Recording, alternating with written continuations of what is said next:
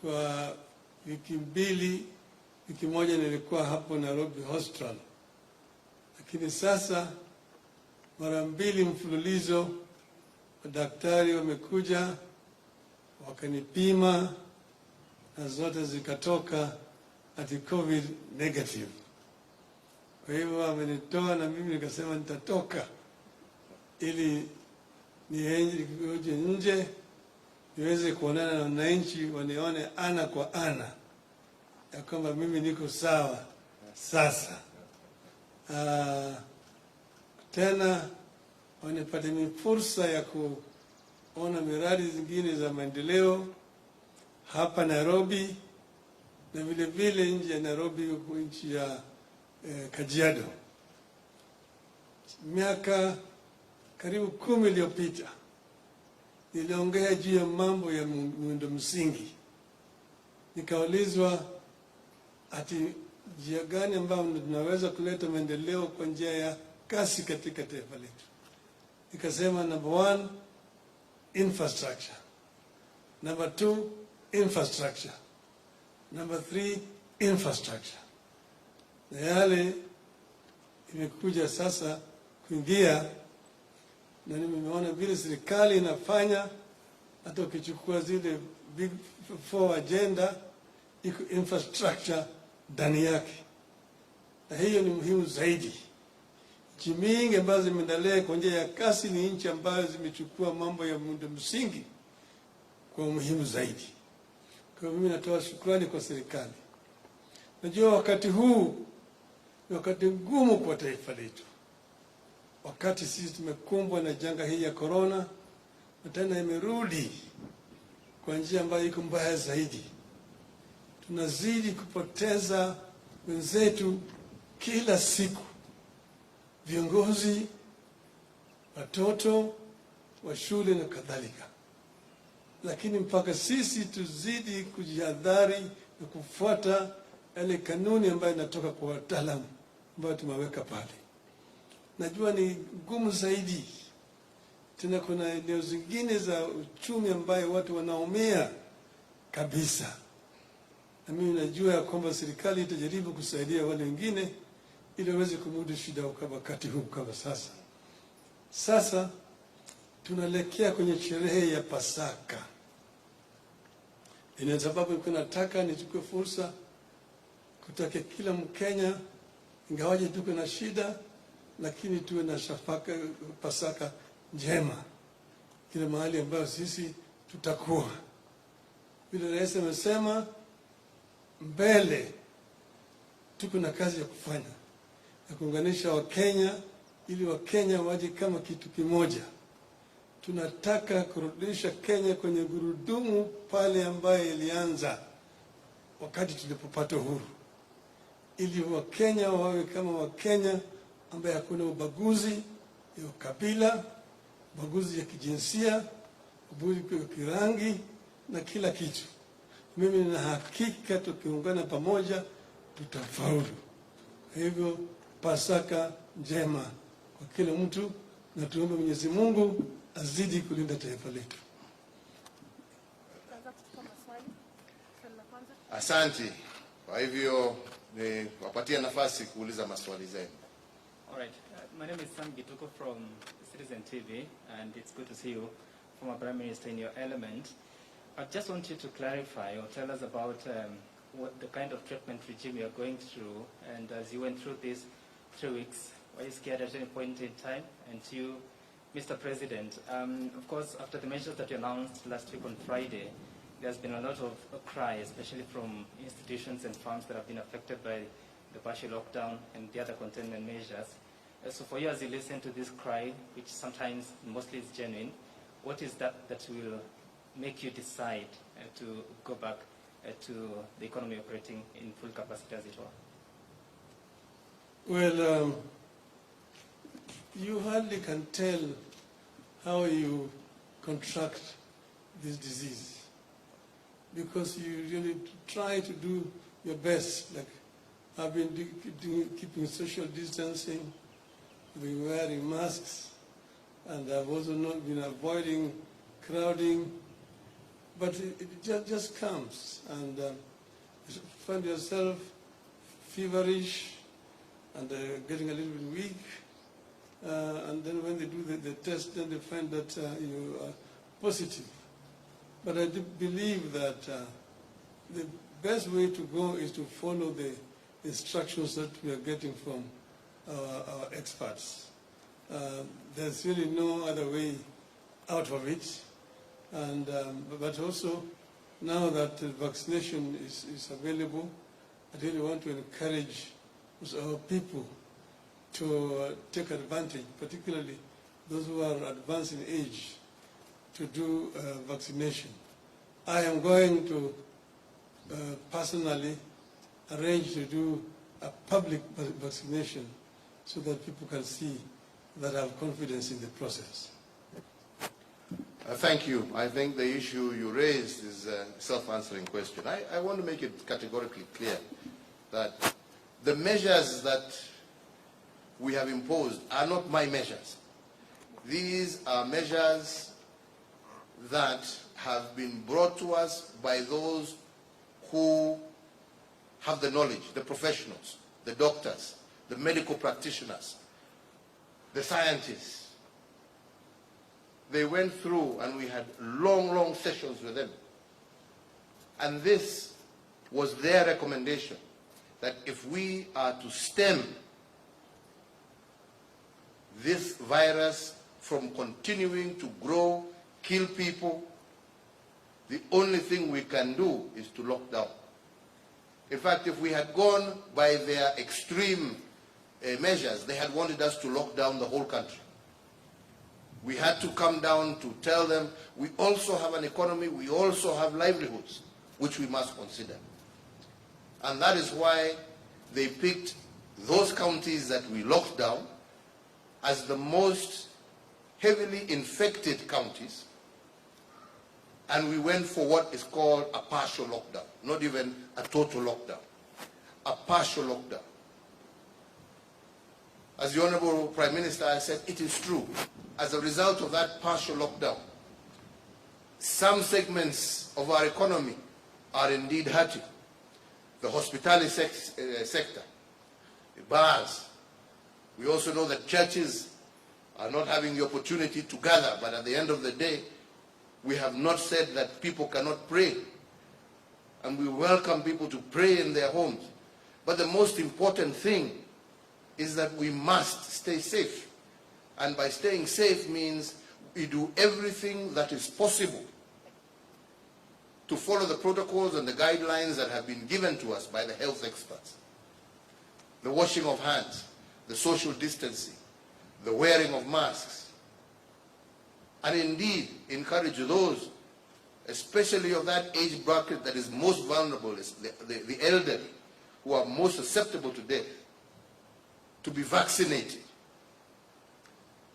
And as to when these measures will be removed and we can go back to normal, which is our prayer every single day, depends on how we are able to flatten this curve. When will we be able to get to an infection rate that has gone to a high of almost 27% in those counties that I've mentioned, back down to below 5%, which is the recommended level in order for us to be able to open up the economy again. So all I can say is, fellow Kenyans, I know it is difficult, but we cannot pretend that this disease is not with us. We cannot ignore the advice that we are getting from the World Health Organization, from CDC Africa, from our own experts, that the only way to save lives is to take the measures that we have taken. Please, let us work together. Let us cooperate and collaborate with our health experts. And the sooner every single Kenyan begins to do that which is necessary, the sooner we shall be able to get back to normal. Next. Thank you, Mr. President. My name is George Maringa from KTN News. And as you speak about, ensuring that the percentage reduces to below 5%. We've seen the donation to the 5 countries, and the question that, of course, Kenyans are asking is when shall, last year you introduced, or rather you announced the mitigation measures to cushion Kenyans.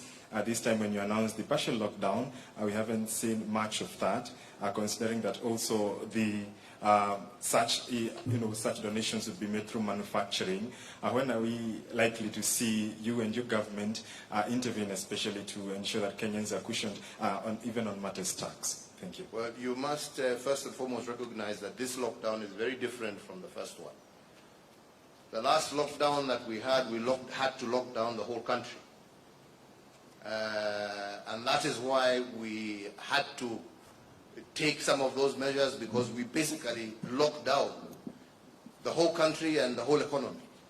This time, luckily, some counties have done extremely well. And the rate of positivity was not the same across the whole country. So we were able to narrow it down and lock these. I think there were five counties. The rest are still functioning as per normal. And it is our hope that within that 30-day period, and hopefully even sooner, when we are able to bring that curve down, like I said, to below 5%, that we shall be able to resume. And that is why we have not locked down, like I said, we have not locked down the economy. We have locked down specific areas that have been mentioned by our health experts as being the areas of super spreaders. And that is public events. That is where people, more than 50 people gather. That is why bars have been closed. That is why churches have been closed. But the rest of the economy is still going on. We have not closed our markets. They are still operating, all within normal operation times. We have not closed down factories. In fact, factories are still operating on double shift. Yes, so we have a problem in the hospitality sector. We possibly also will have a problem in the entertainment sector. And we will look to see how we can work together to support some of these sectors. But that will have to be on an issue-by-issue basis, because it's not, when you talk tax, you talk about the whole country. You're not talking about a section of the country. So we will have to look at whatever measures that we can take that can specifically apply to within those particular counties. We have, for example, in Nakuru, where they have said there will be no licenses, we will be paid, because that is how they are going to cushion the business operators in Nakuru. We hope the other counties will also do similar interventions, so that the levies that people have been paying and so on and so forth, are waived in those counties that are affected. So it will have to be a case-by-case basis, because this is not a national lockdown, and we cannot do different tax measures, for one county as opposed to another. This is what I hope you will understand. All right, thank you, Mr. President. My name is Gina Kirori from NTV. My first question is to do with the hospitality sector. Are there any specific incentives that are going to be put in place to cushion those? I think I've just answered that. In terms of domestic travel, because there's still that issue of domestic travel, of flights chartering from back and forth. Are there any specific incentives for that sector? And my second question is, with what happened with the third wave, political rallies were banned, but we saw double standards several times. What's going to be done differently now to ensure that when you say political gatherings are banned, they are banned and no one is going to go through with them? Thank you. Let me put it to you this way, because I think it is a reverse question. I think that you have a huge responsibility to show out those people who are breaking. That is why, specifically today, when we went to launch these roads that we were doing, when we went on the inspection site, we have actually done it virtually, only with the company of the Right Honorable Prime Minister and yourselves. We didn't call in the general public. We counted on you, and we thank you very much for being able to accompany us, so that other Kenyans are also able to see and to take note of what is happening. So I think that is all I can say, that we will do everything we can, but we will also depend on you, members of the fourth estate, to help us, to show up those who will flaunt these rules. And we will ensure that anybody who does, action will be taken against those people.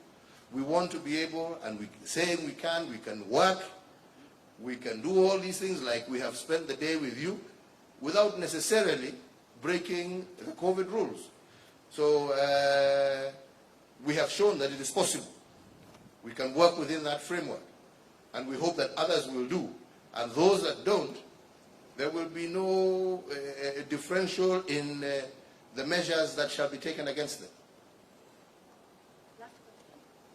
Oh, thank you so much, Mr. President. My name is Givas Rumaina from Cairo. My question is, on regards to, the vaccination and the vaccines, and this is AstraZeneca, a section of Kenyans are worried that we've only managed 1.2, doses, and some have taken their first doses, some have not yet taken it completely. What's the progress so far, for those who have taken? Some are saying if the government, there's no plan or it could delay, then they could miss on their second doses, and even for those who have not taken completely. Thank you. I want to assure you that nobody who has taken their first dose, and that I can give you complete assurance, is going to miss out on their second dose. That's point number one. Point number two is that it is a fact that there is a global problem in the supply chain of vaccines. Every single country is having problems accessing vaccines. But what we are doing is working day and night with all the different partners that we have across the world to ensure that we are able to get these vaccines in the shortest time possible in order to be able to first and foremost ensure that all frontline workers are vaccinated. Secondly, those who are most vulnerable and those living with comorbidities, it's those living with comorbidity and those who have are above a certain age, again are also covered as we move towards vaccinating generally the adult population of Kenya.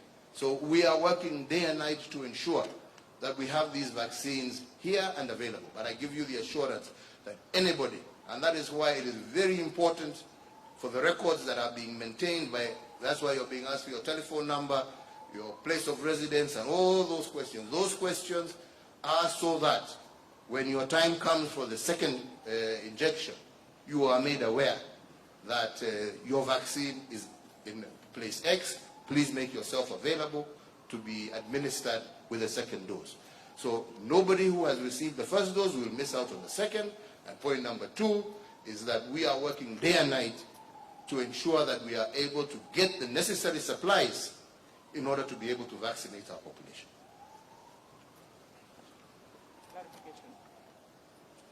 Yes? So there's a question I raised with the former Prime Minister. He didn't quite respond. And I was specific on, during the treatment regime you went through, what exactly were you going through on a daily basis? What was it like, just quickly? And then secondly, how are you feeling this afternoon? Well, I thought I responded. I say that the first when I was admitted at Nairobi Hospital, they put me on a certain drug that they were administering intravenously for the past 5 days. And when they stopped that drug, then when I went back, actually I was in a regime of a mixture, more of herbal drugs that I was able to receive. And that's what I've been using. And secondly, I've been steaming a lot in the evenings. And then, of course, I was on oxygen for a while. And then eventually they weaned me out of the oxygen, because my oxygen levels are 90 and above. But it is a process. it takes a process, and one just have to be at it and has to be disciplined and follow the instructions of the doctors. Well, thank you all very much, and once again, from both of us, we wish the whole country, all Kenyans, a happy Easter. To all our Christian brothers and sisters, my plea to you once again also, please, please, stay safe. Stay safe for your sake, for the sake of those that you love, for the sake of your neighbors, for the sake of your friends. Let us stay safe during this particular holiday, and together, I am certain, we shall defeat this invisible enemy. May God bless you all. Thank you, colleagues from the media, for accompanying us and being able to participate with us as we have been inspecting these projects and telling Kenyans what is going on. And we all wish you the very best. Thank you all very much. Tunashukuru sana. Asanteni sana. I don't know whether you have another... No, I have nothing more to add. Happy Easter to all our people. Asante.